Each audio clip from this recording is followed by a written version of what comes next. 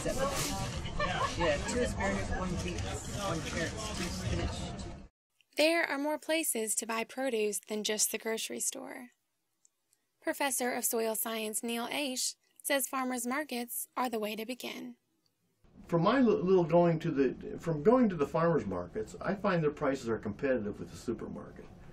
The other thing that I really like about it is that I know the stuff at the farmers market was either picked that day or was picked the night before, whereas the tomatoes I get may have been in a truck forever to get there, and they taste like they've been in a truck forever. Commercial vegetable specialist for the state, Annette Wszelaki, agrees. I think local farmers markets are great because it gives the customer more of a chance to interact with the person that's growing their food. And I think that's really important for folks today because we have so many people that live in cities and don't have that exposure to how their food is grown and where it's grown. And by being involved with farmers markets, you really can put a face on your food. And I think that's really appealing for a lot of folks. People attracted to the farmers markets by the organic appeal may be surprised to learn that not all food grown locally is considered organic. So to be certified organic, there's a list of regulations that the USDA put out. It's called the National Organic Program, and it actually came out in 2001. And that's when they decided they were going to have a label, and if you were going to be organic, you had to follow the regulations that they set forth in order to be organic. And what it involves, if you're starting from scratch, it's generally a 3-year transition. If you've been conventional, you have to have 3 years where you're not applying synthetic pesticides or non-approved pesticides and fertilizers. And then you have a 3-year period that they call in transition, and then after that you can be certified organic. Most produce found at your local farmers market will not be certified organic because most farms are small scale. But there is an alternative to certified organic.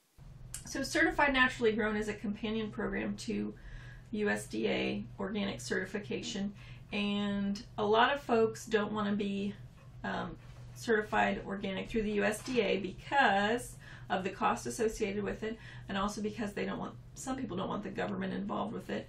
But the Certified Naturally Grown program is an alternative that growers came up with on their own, and it's growers inspecting other growers to make sure that their farms are in compliance with those same regulations from the National Organic Program. And it's cheaper to be audited or inspected by other growers, but the actual principles they follow are the same.